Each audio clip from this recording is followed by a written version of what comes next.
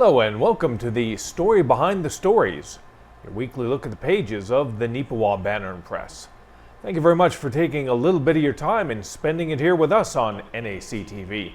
I'm Eoin Devereux with the Banner and Press, welcoming you to the mid-August edition of our program. We are settling into the dog days of summer right now and starting to gear up for the autumn, as it will be arriving sooner rather than later. But that doesn't mean there's still not a lot of festive and fun events that we're able to get out and about and cover for you. And we got them all in this week's edition.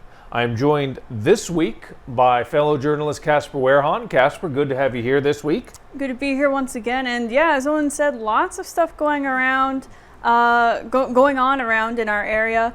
And of course we have some of that this weekend as well. So Josh and I will be splitting up and tag teaming that. But yeah, excited to be here and going through this week's edition of the paper. But that doesn't mean that this one's someone you can sort of skip over. This week's edition has plenty of pictures and plenty of information on a lot of fun activities that we were out on in the last 7 or 8 days. And of course, we're going to start off with the front page. And Casper, you've got this one, the thunderous arrival to Neepawa of the Rolling Barrage. Now, before we kick into that, just for those of you that may not remember off the top of your head, the Rolling Barrage is a wonderful organization, a national organization that, in a way, Casper, has sort of found Neepawa, discovered Neepawa, and really accepted it into the fold over the last couple years, haven't they? It really has, yeah. Neepawa has been kind of a staple stop for them for a while now, and always well received. Lots of people come out each and every year to the Neepawa Legion to greet the Rolling Barrage as they come and make their stop and mix and mingle with the public, and of course have a well-deserved supper break provided by everyone at the Legion there. And I mean, it was a cloudy day, that's for sure. But I mean, spirits were bright. Everyone was very happy, sharing smiles. So it kind of lifted the clouds a little bit more metaphorically. And yeah, it was a great evening. I unfortunately wasn't able to stay for the dinner, after dinner presentations, but there was some wonderful occasions during that as well. And we did have some submitted photos from the Rolling Barrage on page 18 for that as well. And if you're not familiar with the Rolling Barrage, before we get into that other stuff, I will say what the Rolling Barrage is basically it's an annual trip cross country raising funds for and raising awareness of PTSD. Specifically, they raise funds for people who are veterans or first responders who are dealing with PTSD. So a very noble cause there, and more awareness and support for that is always welcome. And as I mentioned, there were some special presentations there, a couple from Neepawa Legion representatives. And I do want to add, we had one correction for one of the Legion representatives. It was Nancy Sintak, not Lori Kahinsky, as the other person there with Bob Ferguson. So thank you for that correction. That was very well appreciated. And there was a Legion member from Erickson Legion as well. So that was really awesome. 3 presentations that evening of donations. Very, of course, thankful for that. And there was a bit of giving back as well from the Rolling Barrage, which is very touching to see. Mary Murray, that's a staple name in this community for a few different things, it seems. And if you don't know her, she's very well known for her support of veterans in different avenues, especially with her quilt making. And that extends, of course, to the Rolling Barrage. She has supported them each and every year. And she was actually honored with a special placard this year from the Rolling Barrage as a show of their gratitude for all of her years of support. And of course, there was a show of appreciation to the Legion as a whole as well for being such a gracious and courteous host for the group all these years. Really wonderful to see that level of appreciation on both sides, as it were. For those of you that are unfamiliar with the history behind this, the Rolling Barrage, of course, has been going for several years. And they discovered Neepawa the first year they came through, and Neepawa was one of their quick stops. It was just a good location for them. A smaller town, a smaller community, the one that they hadn't been in before. They'd been doing it a couple years in advance of this. Maybe it was the second, maybe it was the third year that they came across Neepawa, and they made the stop here. And they were just blown away by the amount of support, by the amount of people that came out to and supported the event. I remember I was there. I was on the highway in the Trans-Canada and saw all the motorcycles rolling through. The roar of the engines was just near deafening. And it was a sunny, beautiful, near perfect day weather-wise. And they brought them in, they brought them down there, and the entire street, the road was lined. It was literally lined with locals, waving, cheering. That stuck with them, very much so. And they appreciated the support that first year. The second year I covered as well. It was raining a little bit that second year, so the crowd wasn't quite as big. But it was still, they very appreciated the amount of fundraising that was done in advance. Third year that they came through was down at the park. Again, there was a good crowd that was out there and supporting it. I forget whether this is the fourth or the fifth year they've been through myself, but it's still wonderful to see that they appreciate what we as a community have done and that we're a special part of this moving forward. And hopefully, I hope that we don't take this for granted in the future. Hopefully we continue to go out there and support such a worthy cause, because it is something that is worth your consideration. So if you want to see some more pictures, Casper's got a great set of pictures in there, and we had some submissions from the Rolling Barrage membership as well, from the evening's festivities.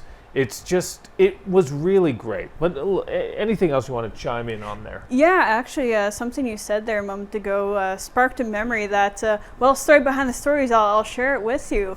But you mentioned just sort of like the feeling of awe from the Rolling Barrage members with how warmly they were greeted and all that. And actually, there was a couple riders there. And I don't recall if they were just newer to this year's route or what, but they had come into the Legion there, and they went up to the hall, and they kind of like looked in, looked around, kind of seemed a little unsure, went back to the door, talked to Marilyn Crew, who happened to be at the door there, and kind of asked a little bit about it. I think it was Marilyn Crew anyway, but and she was like, "Oh yeah, no, they're here for you," and they were like, "They are? Wait, really?" And just the tangible sense of awe and heartfelt wonder at, being told that and realizing that was, it was very palpable there. And they were just, wow, like they could not believe it. And it just seemed like they were really touched by the response. Those are the types of things you really love to be able to hear. The little insights behind the scenes, as it were. So it's wonderful that we as a community still see them and still value them like that. Don't assume just because we're smaller than Brandon or Winnipeg or Sault Ste. Marie or any of those other ones along the way that we can't be as big as them in their memories and in their hearts. If you want to find out a little bit more, always remember to pick up a copy of the Banner and Press. There are 30 different locations throughout Western Manitoba where you can find a physical copy, 30 different communities. If you're not able to get a copy, always remember neepawabanner.com. You can find it online at neepawabanner.com. Let's shift inside the pages now. We're going to shift immediately onto page 2. And there's an event that is ongoing and will be celebrating a very special event next week. We wanted to make sure this preview was in there. They very much wanted to make sure they got the message out there. It was a little bit last minute, a little bit, hurried here and there. But Casper, you've got that story about the park, and you did a very good job in terms of considering you were under the gun, as it were. Yes, I actually don't even remember what I was doing when I got the phone call, but I was doing something for this week's paper anyway. And it was maybe around like 10 o'clock or something. I got a phone call. And it's from Marsha Forg, I think it's pronounced Forgu. And she was like, "What's the deadline for this week's paper?" I'm like, it is actually today at noon, so you have some time. How can I help you? And she's just like, "We have like the last touches pretty much in place for the Gillenschmal Dream Ride Park.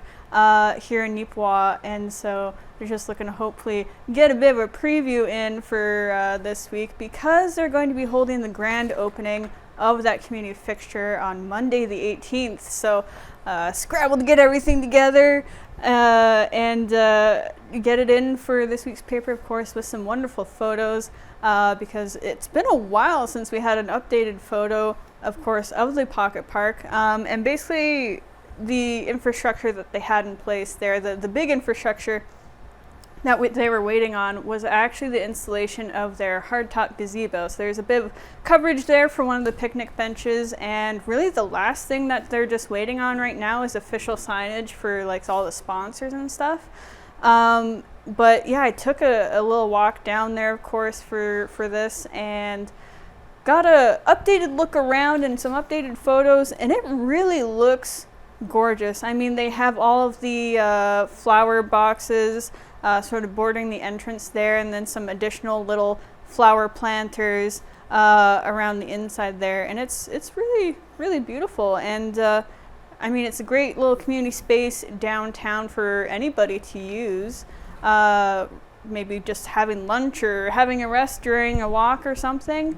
And I mean, they're really looking forward to having this grand opening. They're going to be having a bit of a barbecue down there to celebrate everything kind of coming to fruition there and being finished up. That is really fantastic that we're able to celebrate this.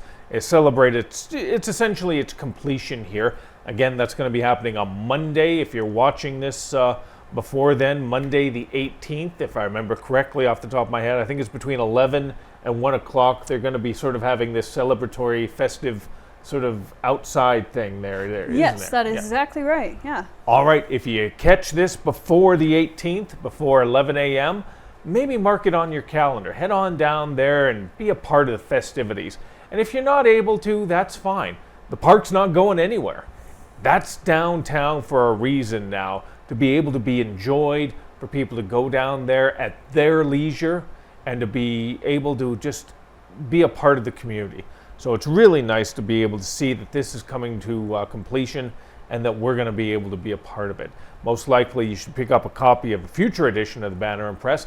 I'm sure there's going to be a picture or two of the festivities down there in a future edition, or if not, maybe something right here on NAC TV. That's why you always got to remember to check your local listings. Check the schedule. Maybe there's something you weren't expecting that's going to be on here. Or you know, maybe not. Maybe it's an old favorite you like to watch, like the story behind the stories. Well, maybe not us, but something good. All right, let's shift over. We're going to take a trip a little bit down the highway over to Kelwood. The annual Kelwood Fair was on the go recently, and our other reporter, Joshua Jackson, was able to get a bunch of pictures from it. It always looks like such a fun little experience to be able to go down there and to be part of the community-wide festivities. He got a whole bunch of pictures from the parade, the car show, all the riding events that are going on there. There's so much to do in terms of that. If you've never been, I definitely suggest it, because you might think it's too small of a community to sort of have something big and boisterous and fun going on, but you'd be wrong about that. You'd be very much wrong about that. It is amazing to me how many smaller communities in and around our readership area are able to put on big events, make them fun events, and make them all ages, fun for the whole family type experiences. You wouldn't think that. You'd think that's something that goes on in the bigger metropolitans in terms of, like when I talk about bigger metropolitans, I talk about places like Portage or Dauphin or something like that. Or I guess technically Nipawin. But these smaller communities, these townships and these villages know what they have and they want to show it off, and they do a good job of it. Kelwood did a good job of it last weekend, and you can see it with yourself in full page and full color in this week's Banner and Press. Let me ask, Casper, have you ever been out to like any of the Kelwood stuff over the years? I don't recall. I don't think I've been out to any of their specific events, no, but I have been by Kelwood before. A lovely community. Actually, I think I was I think I was covering the opening or preparation of their gas station and restaurant, the barn. Oh, so right. I was Yeah, down the there a few barn. Yep. times for that. Yep. Made some trips and had tours and all that. And yeah, it's a lovely community to get into. And I mean, yeah, as you kind of mentioned there, Owen, it's lovely to see smaller communities like Kelwood doing big events like this, and it really looks like a lot of fun. And that's what you want. You want your communities, all communities, to have, you know, liveliness and opportunities for everyone of all ages to make lasting memories there, to have activities to do, and events like this are definitely a big part of that. So it's wonderful to see all the fun that everyone had, even just looking at the photos here that you can once again find on page 9 in color of this week's Neepawa Banner and Press. A lot of fun, a lot of optimism, a lot of positivity in terms of that event. This next story's got a little bit of positivity itself, although in a slightly different way. This is a recent event that was done by the Economic Development Officer, Marilyn Crew, here in the town of Neepawa. It was a business survey that they put together in conjunction with, I'm going to mispronounce this organization's group name, but Deloitte LLP, I think it is. They're a national company that helps with these types of things. They did a business survey. They reached out to all of Neepawa's area businesses and asked them of several questions about the positivity and the outcomes and the mindset they have for the future of Neepawa and its business and what we sort of bring to the table, as it were. And even though, I'll be honest, sometimes I'm a little more negative about this town than maybe I should be, especially about the roads, you know, just between you and me. But from a business standpoint, all the businesses in the community are overwhelmingly positive about what Neepawa is and what Neepawa has to offer, not just for themselves, not just for established businesses, but for new businesses coming in. They think Neepawa is the place to be if you want to be able to expand your market, expand your branding, expand your business. And that's really nice to see these types of results coming in. Now, I hope you'll take a few minutes and educate yourself on this a little bit. I know stuff like this is a little bit dry. You know, whenever you see my byline on there, that means that's the meetings. That's the dry stuff. I know. I get it. I'm there. I'm trying to stay awake through the meetings, just like you, when you're trying to read it. But this is the meat and this is the vegetables of a community. You got to have your vegetables every once in a while. So hopefully you'll take a little bit of time and read this article and learn what the businesses of Neepawa think of Neepawa. Maybe it surprises you a little bit, and it's a pleasant surprise, in my opinion. Yeah, I definitely agree. I mean, just touching a little bit on the statistics that you shared here in your article, and you don't know more details behind this than I do, but the company's only had one community score over 800. The national 5-year business health score is like 757, and Neepawa scored 792. So that's a really positive feedback for us here. So I'm very happy to hear that. Really, I barely even scratched the surface of some of the information that was provided. There's only so much space on a page where you're able to share this. Two of the questions they had was the overall attitude about doing business in Neepawa over the last year. That was a net positive of 29%. That's an increase year over year. That is not insignificant. That is a substantial increase year over year. The other item I spotlighted was, would you recommend this town to another business looking to expand or relocate? 94% of the businesses that answered said overwhelmingly yes. That is wonderful to hear. That is wonderful to see that the businesses see the value of our community and want to share that information with maybe businesses outside of the community. So if you want to learn a little bit more, you can find it in this week's edition of the Neepawa Banner and Press. You can find it on page 8 of our 20-page paper. But in actuality, if you want to dig in a little bit deeper, you want to delve just a little bit more into some of the results and some of the numbers, you can find it online. Now, if you got a pen and pad handy, write this down, or I'll go real slow. Go online and view it online at www.chooseneepawa.com. www.chooseneepawa.com. Again, www.chooseneepawa.com. Head over once you're on that front page. The first option in the report section, you can find the whole thing. Don't worry, it's not dry reading. Don't worry about it. It's not homework. It's not algebra. It's laid out very, very simply. I understood it. So if I understood it, you'll be just fine. You'll have no problem whatsoever in regards to some of this information. And it really does paint a very optimistic picture of what Neepawa is and what Neepawa could be. All right, we're going to go over a little bit more. We're going to shift over to the sports section of our newspaper. And there was so much golf that was going on in Neepawa the last 7 or 8 days, and so much of it to cover. We had the Senior Ladies Open event, an annual tradition for the Neepawa Golf and Country Club that went on, and we also had the Club Championship that went on. So these are two very big benchmark events for the golf course. A lot of people participate in terms of the Senior Ladies. Women from all across the province actually do come out. Portage la Prairie, Dauphin, Brandon, even down in towards Souris as well. People will take the day, come up to Neepawa, visit the community, and participate in the event. And we have, for the second year in a row, a Wheat City golf course winner. This year it is Carolyn Hardy. She claimed the championship with a very impressive round of 77. Casper, it's been about 25 years since I've golfed, and let me tell you, even when I golfed on a regular basis, I never came anywhere near 77.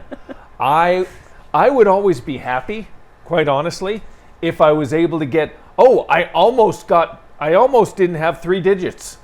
I only shot 101. All right. Nice. I'm a winner. This is so impressive to me to see anybody that is able to shoot on that level. So congratulations to Carolyn on that. It is her first win at the Senior Ladies Open right here in Neepawa. And from the sounds of it, 3 shots over the next competitor, well deserved. Now shifting over to Club Championship as well, that one was a more familiar name. Back, to back, to back, to back, to back. Champion in this year's A Decade of Dominance is what I called it, because that's exactly what it is. Young Hayden Delaloy, who we've talked about so many times in the newspaper and so many times in the story behind the stories, won his 5th straight club championship. He's a young man, about 18, 19 years old. He's just left, actually, yesterday, heading back to Nebraska for his 2nd year of college down in Lincoln, Nebraska. And he did a tremendous job. He defended it this year. And he shared with me a little bit of the wisdom of what made him the champion this year. His game has changed slightly. He's always been very good, better than I'll ever be, and by leaps and bounds. But with the coaching and some of the tournaments he's done down in the United States, he's a member of the golf team for his college, Southeast Community College, I believe, out of Lincoln, Nebraska. And they've taught him some things on how to deal with elements of the course that maybe you have no control over, like the wind conditions and all that. These little subtle nuances that I've never picked up on, he's able to pick up on, and it's elevated his game to a whole different level. So congratulations to Hayden. Best of luck again with year 2 down in Lincoln, Nebraska. I'm sure this isn't the last time we'll be speaking of you and your exploits in the pages of the paper. With only a few minutes left, we only got a couple other things we really have time for right now. I was going to go over this one as well. Also on the sports page, we have the Minnedosa Golf and Country Club winners. Their club championship went on recently, so if you'd like to check out those individuals, that's on the page as well. The Blue Dolphin swim team, and as well a story about Landon Cameron. He obviously very much golf related. He's known for golf throughout our community as the general manager and golf pro at the golf course, but he's also big into hockey. He's been an assistant coach with the Neepawa Titans for a couple years, but now he's going on and he's taking the big job. He's going to be the head coach for the AAA Boys Yellowhead Chiefs this year. And he had a chance to speak with Joshua Jackson about it and share some of his thoughts on moving on to that level of play, what it means to him, what hockey means to him, and being able to educate these young people in terms of the game and what he hopes to take out of it. So it's a very good write-up. If you get a chance to check it out, Joshua's story is on page 13. With only a minute or two left, we're going to take a minute really quick here, head over to the back page here, and put a spotlight on a new business that has come into Minnedosa. And Casper, you've got the details. I sure do, yes. We'll touch on this, of course, quick before we run short on time. So this story, as Owen mentioned, is a new physiotherapy location in the town of Minnedosa. And it actually existed before in Brandon. We go into Brandon a little bit, so kind of relevant to us in a few different ways, but especially now that's a bit closer to home. This is Dynamic Physiotherapy. They operated in Brandon since 2005, so this is their 20th year. And they already had a previous location added to their repertoire in Hamiota, I believe it was. And yeah, August 5th, added one to Minnedosa, officially opened on that date, and welcomed to town new physiotherapist Kieran Baird. So had a little bit of a comment from Kieran for this story, and got into more detail, of course, with the owner of Dynamic Physio, Daryl Ross, as well. Got some background on the business and all of that. So definitely check it out on page 19. And again, from the sounds of it, with a new business coming into Minnedosa, maybe the Minnedosa business community is feeling pretty optimistic, just like Neepawa. And why shouldn't they? So if you want to check that out, page 19 of this week's edition. And there is so much more we haven't even been able to touch on this week. That's why you always got to remember to find a copy of the paper. You can find a physical copy in 30 different communities throughout Western Manitoba. And if you're not able to, always remember online at neepawabanner.com, because we're not here unless you're here. And if you have any story suggestions, that's always appreciated as well. Give us a call at 476-3401, or you can give us an email over at news@neepawabanner.com, or maybe you want to send it this week to pages@neepawabanner.com or newsroom at Neepawa Press, because I'm taking a week's vacation. I'm out of here. For a while. Next week's edition, it's going to be a Joshua and Casper heavy one. I'm sure it's going to be a great one as well. But that's why you got to tune in and find out for yourself on next week's edition. Casper, as always, thank you. Appreciate the time. Of course, thank you again for having me. And well, I hope you have a good little vacation. Oh, yeah. I most definitely think I will. And thank you. We're not here unless you're here. We appreciate you at the Neepawa Banner and Press and at NAC TV. And we'll see you next time right here on The Story Behind the Stories.